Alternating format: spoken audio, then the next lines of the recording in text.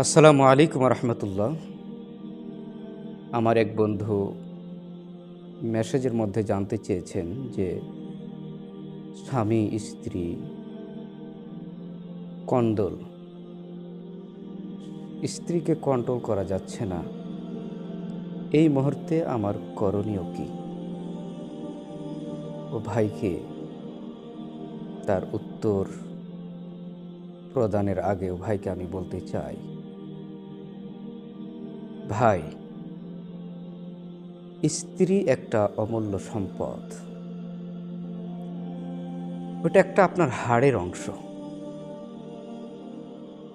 ওটা একটা আপনার শরীরের একটা পোশাক, আপনার শরীরের একটা অংশ। একে অপরকে দেহ মিলন্য আপনারা জীবন কাটিয়েছিলেন। এই দেহটাকে, এই আপনার শরীরের একটা হাড়ের এই অংশকে কেন আপনি ব্যাকা কথা বলবেন? কেন আপনি তাকে প্রহার করবেন? কেননা সেই স্ত্রীরা আপনার রক্তর কোনো সম্পর্ক নেই, কোনো আত্মীয়তার সম্পর্ক নয়।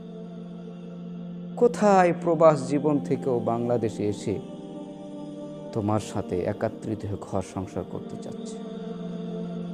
কোথায় চট্টগ্রাম, কোথায় ঢাকা, চিনা নাই পরিচয় নাই, একটা কালেমার বন্ধনে অতীব আপন হয়ে যাচ্ছে। এই জন্য এই স্ত্রীদেরকে বকা না দিয়ে সৎ উপদেশ প্রদান করবেন। আশা করা যায় এতে ফলাফল পজিটিভ হবে। যা হোক, এখন স্ত্রীদেরকে কন্ট্রোল করবেন কিভাবে, এই বিষয়ে আল্লাহ সুবহানাহু ওয়া তাআলা সূরাতুন নিসায় 34 নম্বর আয়াতে পরিষ্কার করছেন। আল্লাহ সুবহানাহু ওয়া তাআলা বলছেন, আর-রিজালু কাওয়ামুনা আলান নিসাই বিমা ফাদ্দালাল্লাহু বা'দাহুম আলা বা'দ। আল্লাহ সুবহানাহু ওয়া তাআলা বলছেন যে পুরুষেরা এবং স্ত্রীদের ওপর তাদেরকে আল্লাহ তাআলা সম্মান দিয়েছেন। কেমন সম্মান দিয়েছেন? যারা স্ত্রী রয়েছেন, আমার মা ও ভগ্নীগণ রয়েছেন, আপনাদেরও দৃষ্টিগোচর করতে চাই। আল্লাহ সুবহানাহু ওয়া তাআলা এখানে পরিষ্কারভাবে বলেছেন যে স্ত্রীদের ওপর স্বামীদেরকে সম্মান দেওয়া হয়েছে, সম্মান করা হয়েছে।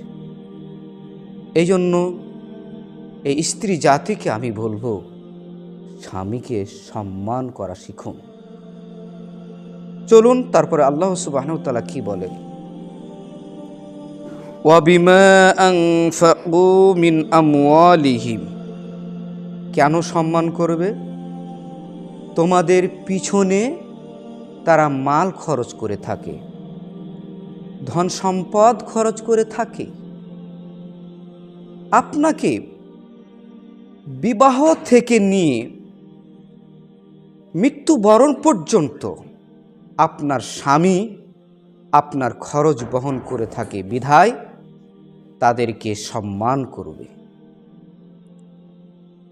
কেননা বিয়ের আগে আপনাকে একটা লাখ ফুল দিয়েছে, দেনমোহর দিয়েছে, বিয়ের শুরুতেই আপনার পিছনে মাল খরচ করা শুরু করেছে এবং কবর যাওয়া পর্যন্ত মাল খরচ করে গিয়েছে, বিধায় স্ত্রীদের ওপর স্বামীদেরকে সম্মান করা হয়েছে, সম্মান দেওয়া হয়েছে।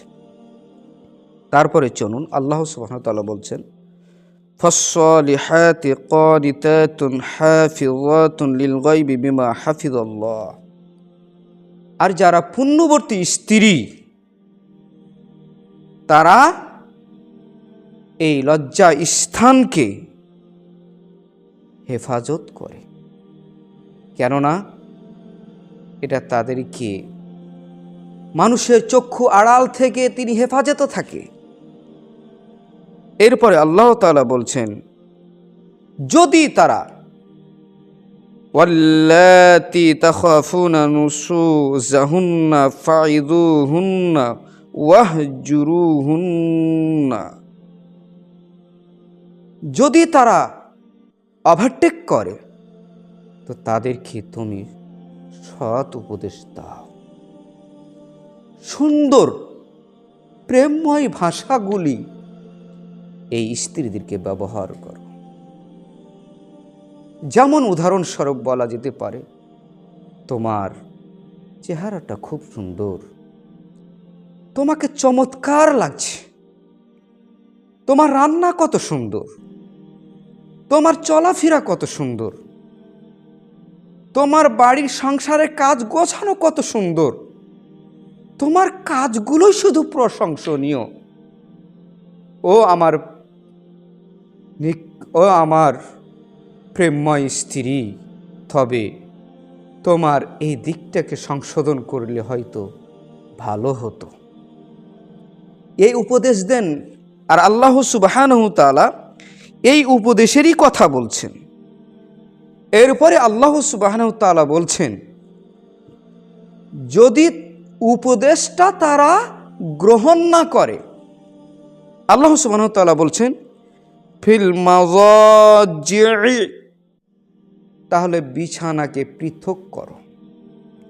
সম্মানিত মা ও ভগ্নীগণ ও আমার প্রাণপ্রিয় সিংহের মতো পুরুষ ভাইরা, এখানে আল্লাহ সুবহানাহু তাআলা বিছানা পার্থক্য করতে বললেন। একজন স্ত্রীকে যদি আঘাত করেন, এই আঘাতটা সামান্য সময় মনে থাকে, কিন্তু যদি বিছানা আলাদা করেন, সেই ব্যথাতে কাতরাতে থাকে, যার কারণে আল্লাহ সুবহানাহু তাআলা সর্বপ্রথম বিছানাকে আলাদা করতে বলেছেন, বিছানা ত্যাগ করতে বলেছেন। তারপরে দেখুন আল্লাহ সুবহানাহু ওয়া তাআলা কি চমৎকার কথা বলছেন। এখন দেখা গেল 1 মাস 2 মাস 3 মাস বছর বছর বিছানা আলাদা করে আমি একটা তরুণ তাজা যুবক মানুষ আর কতদিন অপেক্ষা করব? ধৈর্য তো বাঁধ ভেঙে গেছে, যৌবনের তৃষ্ণা তো আপনার মিটছে না। তখন আল্লাহ সুবহানাহু ওয়া তাআলা বলছেন যে ওয়াযরিবুহুন্না, তাকে প্রহার করো। হাদিসের ভিত্তিতে বোঝা যায় কয়েক জায়গায় প্রহার করতে নিষিদ্ধ আছে, তবে প্রহার করতে হবে জখম প্রহার না। এমনভাবে পিটাইছেন, সিংহের পুরুষ যে শক্তি আছে, একটা দা বটি যা পাচ্ছেন হাত দিয়ে কোপাচ্ছেন সমুজ। ওয়াযরিবুহুন্না বলতে বোঝানো হয়েছে যে তাকে এমনভাবে প্রহার করো সেই যেন সেখান থেকে ফিরে আসে। যা হোক, এরপরে আল্লাহ সুবহানাহু তাআলা বলছেন ফাইন আতা'নাকুম ফালা তাবগু আলাইহিন্না সাবিলা। এরপরে আল্লাহ তাআলা বলছেন যে এরপরও যদি মীমাংসা হয়ে যায় তাহলে তোমরা মীমাংসা করে না। ইন্নাল্লাহা কানা আলিয়ান কাবীরা, নিশ্চয় আল্লাহ সুবহানাহু তাআলা সর্বশক্তিময়। এরপর আল্লাহ তাআলা বলছেন ওয়াইন খিফতুম শিকাকা বাইনিহিমা ফাবআসু হাকামান মিন আহলিহি। এরপরও যদি কাজ না হয়, আল্লাহ তাআলা বলছেন পুরুষের পক্ষ থেকে একজন লোক উপস্থিত করো, ওয়া হাকামান মিন আহলিহা, এবং স্ত্রীদের মধ্য থেকে একজন লোক মানে বিচারক উপস্থিত করো।